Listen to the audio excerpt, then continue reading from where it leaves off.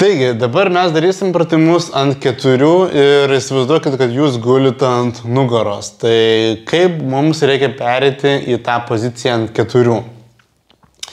Taigi, visų pirma, jūs turit atsigulti ant šono.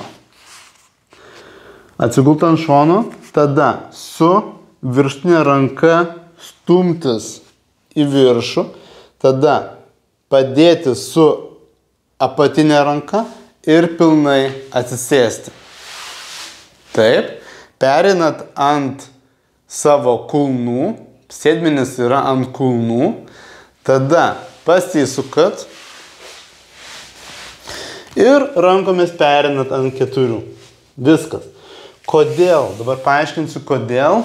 Todėl, kad kai yra ūmus nugaros skausmas, nugaros raumenys yra spazmuoti, negalima daryti rotacinių judesių, rotacinių liemens judesių.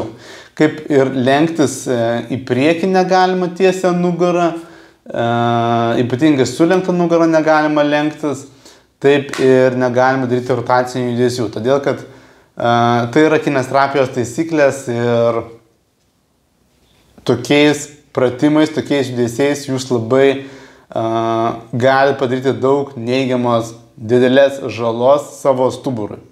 Taigi, perinam mes ant 4. Taip. Ir dabar pirmasis pratimas, ką mes darysim, tai pamėginam pajudinti savo juosmenį. Kaip mes mėginam judinti juosmenį gulėdami ant nugaros, taip dabar pamėginsim čia. Juda tik tais juosmuo. Aukštyn, žemyn.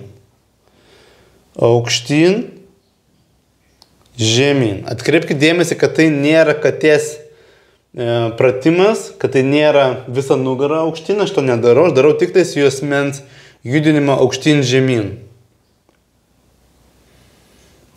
Aišku, darykit iki skausmo ribos ir savo greičiu.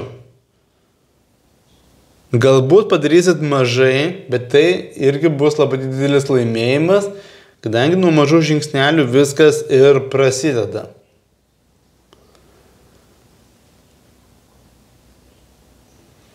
Ir taip galit padaryti 10-20 kartų ir stebėti, kaip jūs jaučiatės. Ir tada pereikim prie kito pratimo.